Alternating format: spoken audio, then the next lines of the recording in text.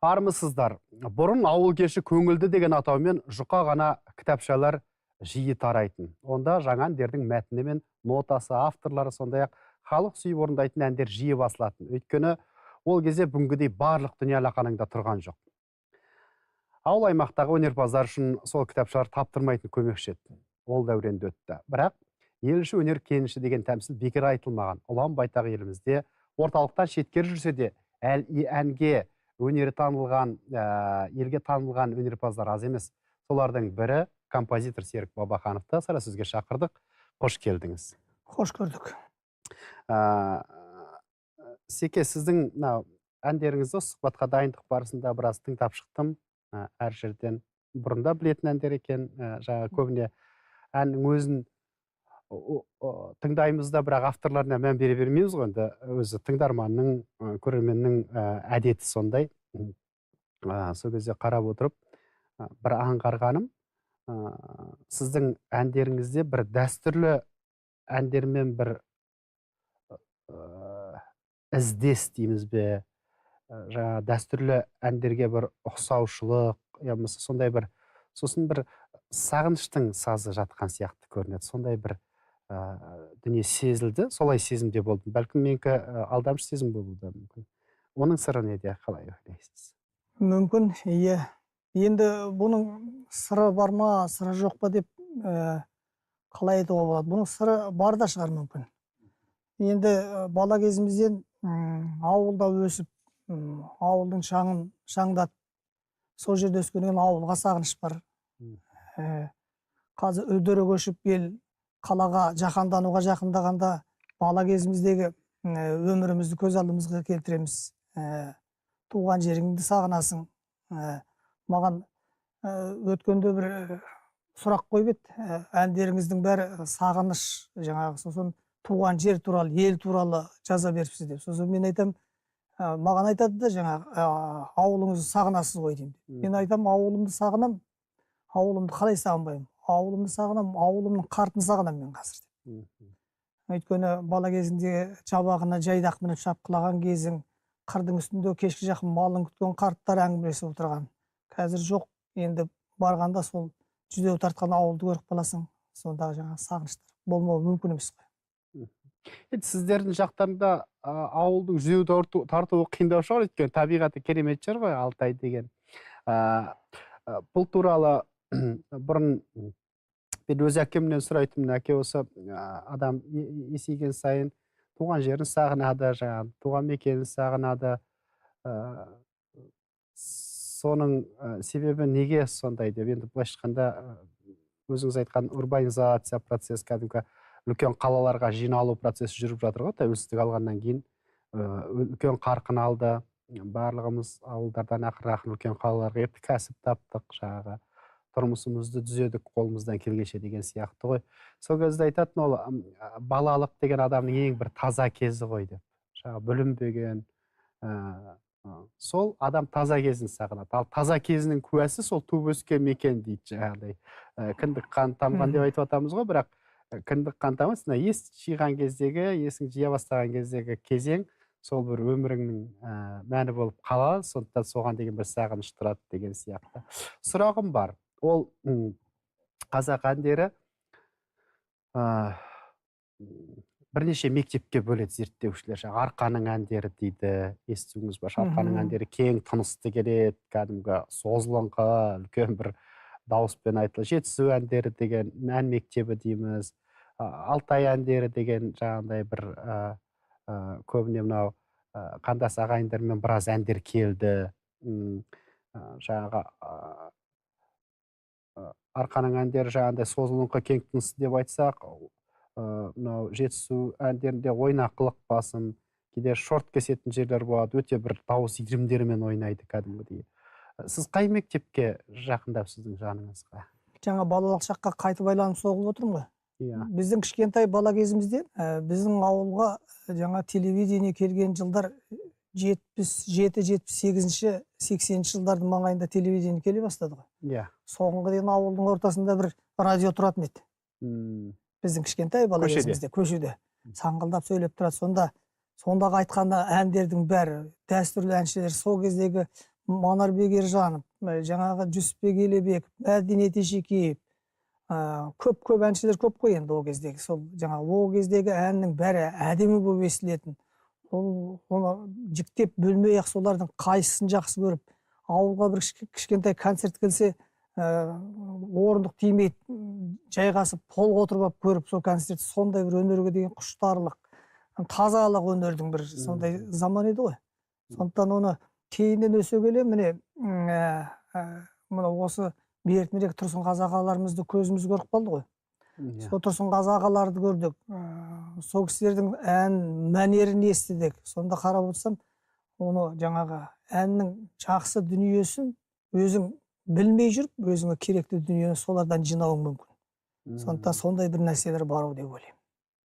Сіздің әндеріңізді танымал әншілер де орындаған. Рамазан Стамғазиевтің орындағанын көрдім, тыңдадым. Роза Әлқожа орындап жүр менің бәйтерегім. Қос бәйтерегім. Иә, қос бәйтерегім деген әніңізді орындап жүр. Былайша бұл сазгер үшін үлкен жетістік қой. Елге танымал әншілердің сіздің әніңізді орындауы. Өзіңіз неге орталыққа ұмтылмадыңыз? Қанша айтқанмен орталық қалаларда үлкен бәйге. Өнерпаздардың барлығы дерлік үлкен қалаларға шоғырланған, және шынайы бәйге дейміз ғой, кім шынымен мықты дегенді бұрын Алматы еді, қазір Астана, екі қалада өнерпаздар көп шоғырланып жатыр. Неге үлкен бәйгеге қатыспадыңыз? Енді оның да бір несі бар ғой. Бірінші, өзіме кішкене сынды көп қоятын шығар мүмкін. Сосын қазақта мынандай сөз бар ғой, алуан жүйрік бір әлінше шабады деген. Иә. Әркім өз әлінше шабады. Сосын тағы бір мына өнердегі бір үлкен азаматтың айтқан сөзі бар. Өнер дегеніңіз аламан бәйге, соның жанынан қабырғадан қосылып шауып келе жатқандар да бар ау дейді. Солардың бірі болмаса, солар болмаса, өнердің бір қабырғасы бос тұрар ма дейді. Сондықтан сол қабырғадан қосылып қаламыз ба, мүмкін осы жерде өзіміздің елде, елің керек жеріңде жүрген дұрыс шығар мүмкін. Әннің керегі болып жатса, елдің көңілінен шықса, Роза айтып жүрген әндер сияқты елдер алып жатса, мына қазақтың үлкен дәстүрлі әншісі, Айсерке әншісінің біреуі Толғанбай Симбаев орындап жүр. Қазақстанның халық әртісі Рамазан орындап жүр. Осы сол кісілер керек етіп, осы деп маған қозғау салмаса, әлде де осы Абай телевидениесіне келудің өзіне де жаңағы кішкентай ғана облыстың телевидениесіне шақырып қояды анда-санда. Бірақ енді ол кішкене болғанмен өзіміз үшін үлкен. Сонда да айту, үлкен рахмет осы ұжымның шақырып. Сізге рахмет. Бұл Алтай телеарнасы өңірлік дегенмен қазір барлық жерде қол жетімді деп айтады ғой, жаңағы барлық жерге интернет арқылы жаңағы олар онлайнда шығып жатса, сол жерден көрдік біз сіздің сұхбатыңызды, ән өнеріңізді. Бір қызықтау сұрақ қойайын, әндеріңіздің атауын қарап шықтым енді. Сонда Марқа көлім, ауылым бағым, алтын тау алтайым, жаңағы жиделім, жаңа өзіңіз айтқан қос бәйтерегім, барлығында бір меншіктеу бар сияқты атауларында. Сондай ау, иә, сондай ау. Енді бұны да мен былай түсіндіріп көрейін енді. Мүмкін солай болу да дұрыс шығар. Өйткені менің Мұрат Тастағанов деген әндеріме біраз сөзін жазған ақын ағам бар. Сол біздің ауыл туралы бүйтіп айтады. Шығыста шығар күннің маңдайында, шырмалған шыршалыну талғайынға, ауылым бейғам тірлік кешіп жатыр, бұйығы бөр Алтайдың баурайында. Сол Алтайдың бір Марқакөл деген ауданның бір Бөкенбай деген Алтайдың бауырындағы ауылда туып өскенбіз екенбіз. Соны енді арғы Қытай шекарасынан бастап бір жаңағы бері қарай келе жатқан жолда келе жатып жаңағы айттым ғой, енді ауыл біраз көшті деп. Бірақ тұнып тұрған табиғат әгімен келе жатқанда адам ішінде қызғаныш пайда болады екен. Ана өзіңнің дүниеңнің басқа бір көз салып жүрген сияқты қызғаныш пайда болып, мен ойлаймын, әрбір қазақ өстіп қызғанушыға керек шығар деп те ойлап қоямын. Өзің туған жерің. Сондықтан мен қай жерге барсам, мен Алтайды айтып мақтана бастаймын ғой, енді бәрі сөйтетін шығар. Сондықтан сол өзім меншіктеп жүргім келетін шығар мүмкін. Бәлкім, иә.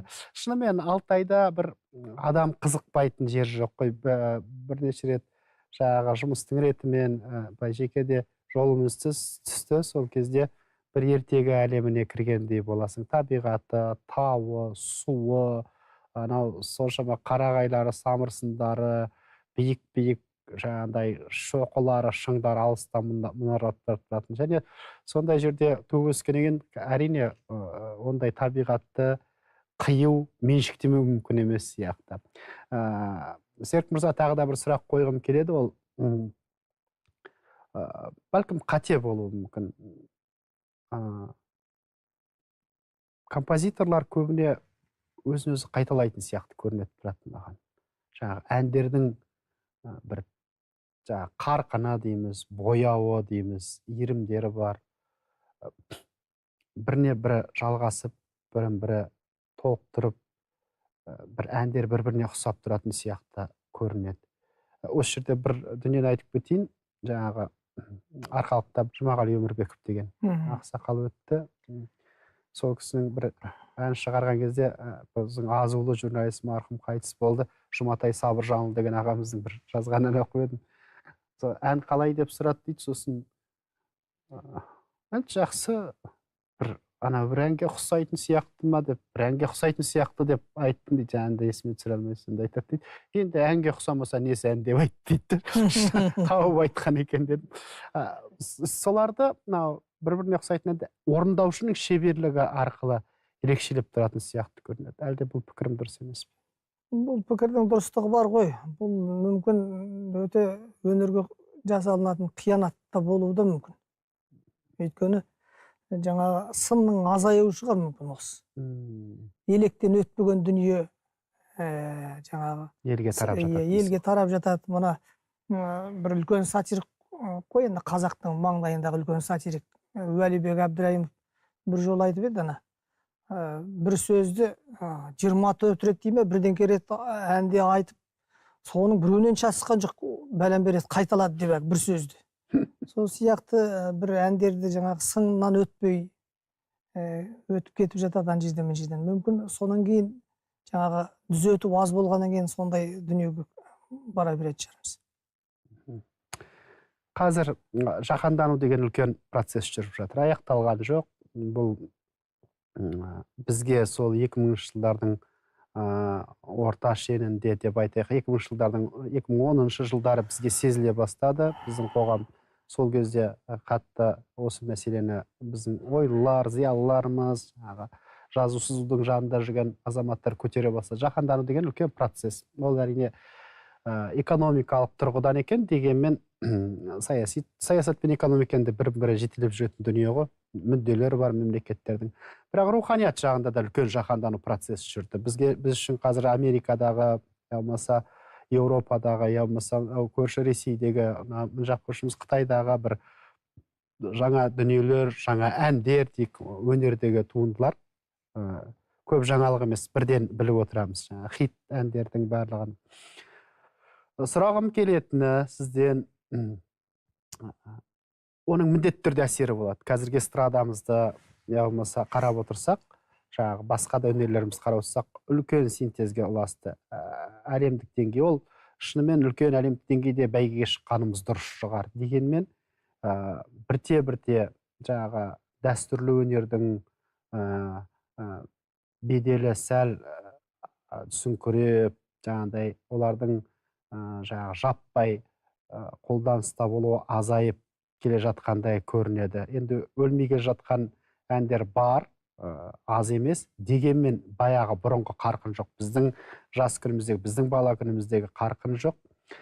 Сұрағым келіп отырғаны, осы процесс жалғаса беріп, түбінде жаңағы біздің өзіміздің ұлттық ерекшелігімізге қатысты әндеріміз, өнеріміз бірте-бірте жұтылып, ертең ұрпаққа керексіз болып қалмайды ма? Қалай ойлайсыз? Олай болмау керек. Біз жақсыны ғана ойлауымыз керек. Жақсылап ойлайтын болсақ, бізге кішкене дәріптеуіміз ғана жетпей тұр. Оның жаңағы Димаш Құдай берген бүкіл әлемге қазақты танып деп мақтанамыз ғой. Рас. Ол сөз өте орынды, өте рас. Қазақтың әнін бүкіл дүние жүзі халқы қосыла шырқап, қоса айтып отыр. Сол дайдидауда айтса, бүкіл ел залдағы, жаңағы Америкада концерт қойып жатыр, бүкіл ел қосылып айтып отыр. Сондықтан оның дәріптеу ғана жетіспей отырған шығар. Әйтпесе біздің әндердің осалдығы жоқ. Сол біз енді шетелден жақсысын алып, жаманын қалтырып кету керек қайдан. Жақсысын ғана.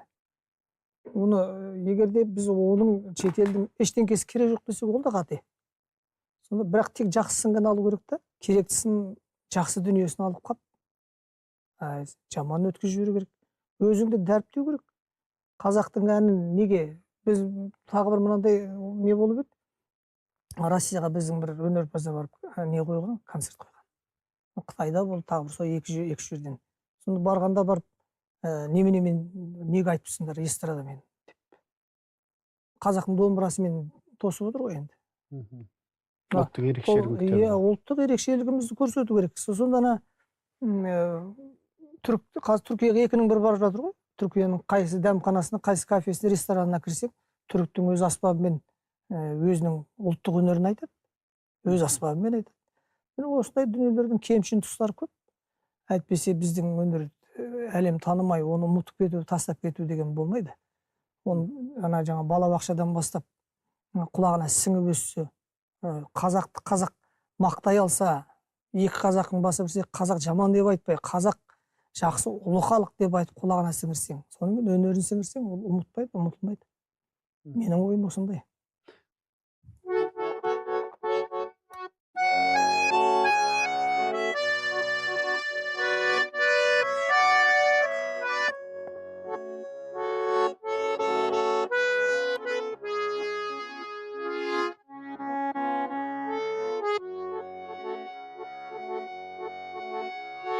Әкешім пана болған биік шыңым, үйреткен бұл өмірдің барлық сырын.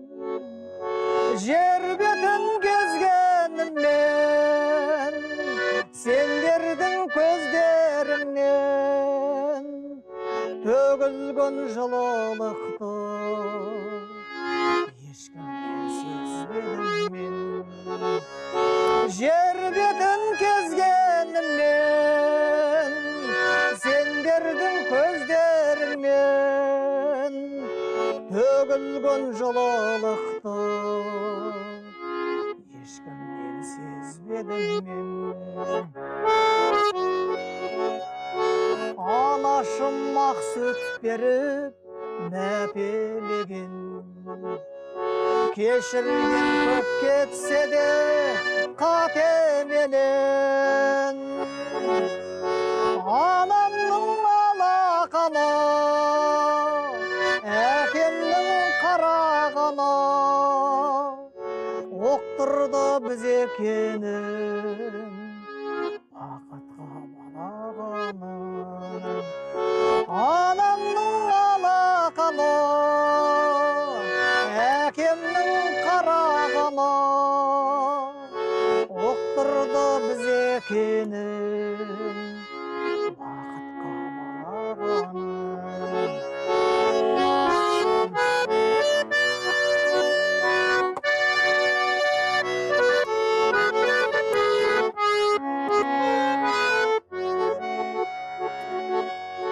Сендердің арқаларың жүргеніміз, алаңсыз бұл өмірді күлгеніміз.